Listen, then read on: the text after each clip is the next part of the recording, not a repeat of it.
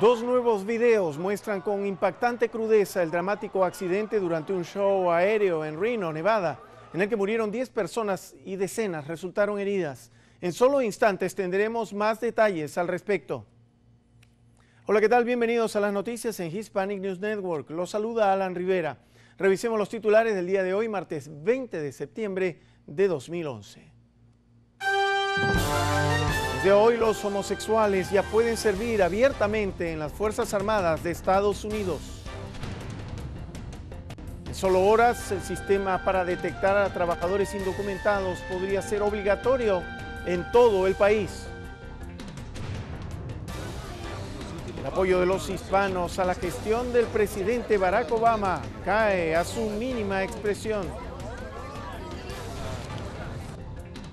En noticias de salud, prueban una vacuna contra el VIH que haría inmune al organismo.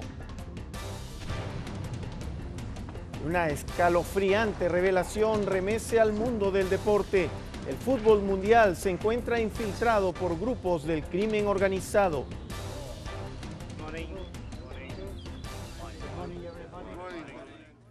Después de años de debate y meses de preparativos, las fuerzas militares estadounidenses quedaron impedidas de prohibir a los homosexuales que sirvan abiertamente en sus filas.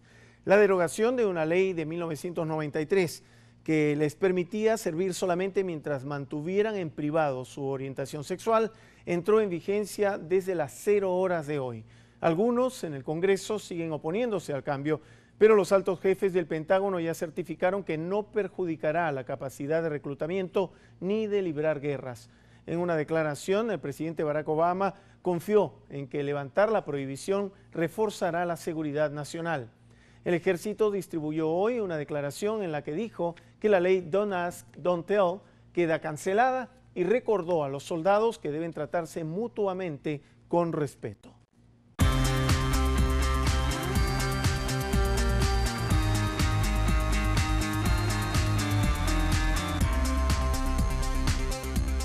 Vamos ahora con noticias de inmigración. Mañana miércoles, un comité de la Cámara de Representantes votará una propuesta que busca hacer obligatorio el programa E-Verify, cuya finalidad es evitar que los indocumentados puedan tener un empleo. El Comité Judicial de la Cámara de Representantes aplazó para mañana la votación sobre el controversial programa E-Verify, diseñado para evitar la contratación de indocumentados. La iniciativa propuesta por el congresista de Texas, Lamar Smith, suscitó un fuerte debate entre republicanos y demócratas acerca de cómo dar respuesta a la inmigración ilegal en territorio nacional. Smith, presidente del comité judicial de esa instancia legislativa, afirmó que el E-Verify es necesario en momentos en que el país afronta una alta tasa de desempleo de casi el 10%.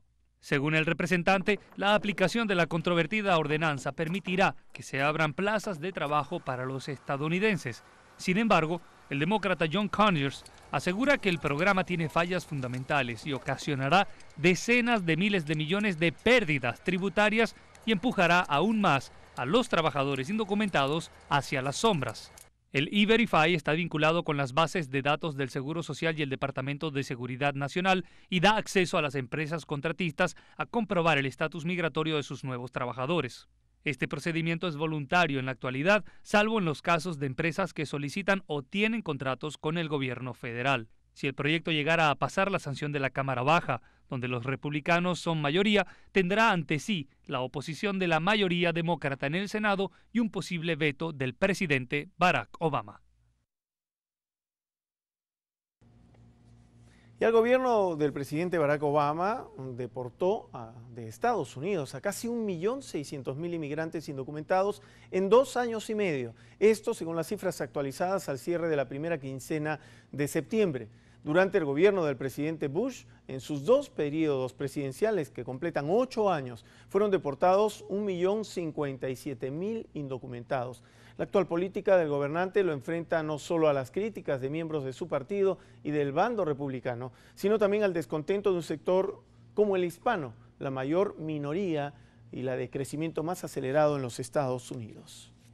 Y justamente por este motivo el apoyo de los hispanos a la gestión del presidente ha caído al mínimo, cuando tan solo quedan 14 meses para las elecciones de 2012 y unos comicios en el que el 9% de electores serán hispanos y su voto será decisivo.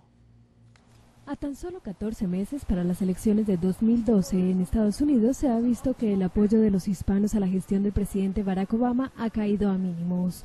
El 68% de los latinos apostaron en 2008 por las promesas de esperanza y cambio del líder demócrata, pero 4 años después tan solo el 48% aprueba su labor al frente de la Casa Blanca según las últimas encuestas. La promesa incumplida de la reforma migratoria ha erosionado la confianza en Obama de una comunidad que además ha sufrido con crudeza las consecuencias de la crisis económica. El censo de 2010 certificó la importancia e influencia que tendrán los votantes latinos en los próximos comicios, al revelar que este grupo ya superó los 50 millones de personas, lo que representa el 16% de los más de 308 millones de habitantes del país. De este modo, en 2012 los expertos vaticinan un récord en la participación de los votantes latinos, tanto por su crecimiento poblacional como por las campañas que llevan a cabo los grupos proinmigrantes para concienciarle de la importancia de registrarse para acudir a las urnas. Y el prestigioso diario The New York Times dijo a los republicanos que se equivocan respecto al tema de la inmigración. El diario lamentó que los aspirantes a la candidatura presidencial promuevan un discurso anti-inmigrante. Veamos. Uno de los pocos medios que ha tomado partido en cuanto al sentimiento anti-inmigrante que parece expandirse cada vez más en el país es el New York Times. Y aquí un buen ejemplo. Recientemente el diario lamentó que las propuestas de los precandidatos presidenciales republicanos promuevan cerrar la frontera al paso de indocumentados y no contemplen otras alternativas. Una nota editorial del diario afirma que los republicanos que aspiran a ocupar el sillón presidencial están equivocados en sus respuestas respecto a los aproximadamente 11 millones de indocumentados que viven en Estados Unidos. Añade que los precandidatos han evitado responder en los 2 últimos debates a temas referidos a que los indocumentados tienen trabajo, niños, pagan impuestos, usan los servicios del gobierno y frecuentemente viven con miedo. Subraya además que rechazan la amnistía que promulgó el expresidente republicano Ronald Reagan y también rechazan la reforma inmigratoria integral que apoyaron el exmandatario George W. Bush y también su sucesor Barack Obama. La respuesta de los aspirantes republicanos al complejo tema de los indocumentados es solo sellar la frontera y pedir miles de millones de dólares en nuevos gastos del gobierno. El New York Times afirma que eso es muy extraño, porque proviene de políticos que están determinados a cortar incluso los servicios públicos más básicos cuando tengan oportunidad. El editorial del diario resalta que los republicanos presentan la frontera con México como peligrosa, cuando en realidad las ciudades en esa región están entre las más seguras del país, a pesar de la violencia en el lado mexicano. Además, se ha reducido drásticamente el paso de indocumentados debido a la crisis económica.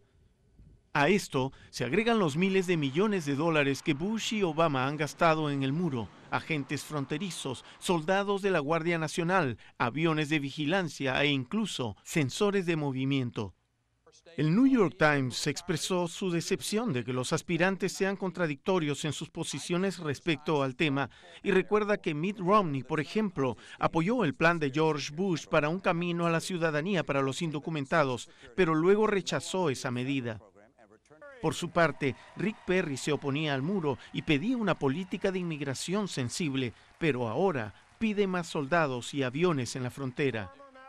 En su momento, John Huntsman apoyó licencias de conducir para los indocumentados, pero ahora pide una barda en la frontera. En suma, una contundente crítica que desnuda la verdadera posición de los precandidatos republicanos a la presidencia. Y un anuncio de lo que podría significar para la comunidad latina el que alguno de ellos pueda llegar a gobernar el país.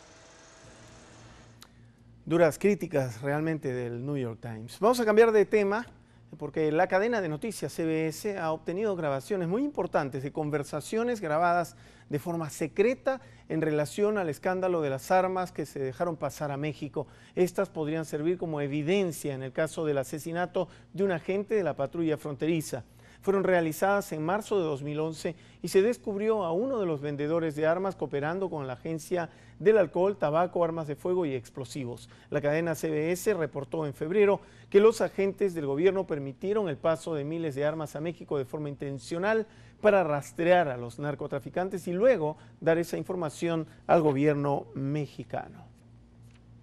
Bien, y ahora veamos las últimas imágenes dadas a conocer del trágico accidente en el Festival Aéreo donde perdieron la vida 11 personas y 70 resultaron heridas.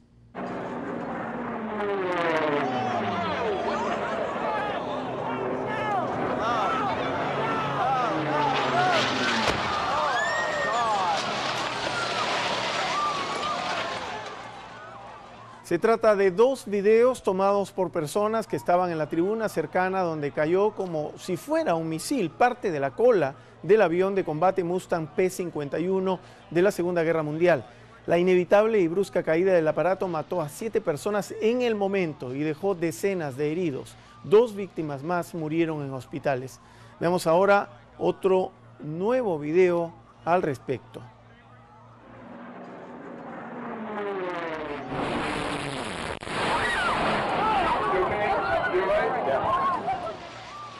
Este video también fue tomado por una persona que se encontraba en la tribuna, muy cerca al lugar donde cayó una parte de la cola del avión. Este no es el primer accidente en espectáculos aéreos en los últimos años aquí en el país, aunque sí el primero en la competición de Rhino, muy conocida entre los aficionados y con 47 años de historia. Todas las exhibiciones en el país fueron canceladas tras este suceso trágico.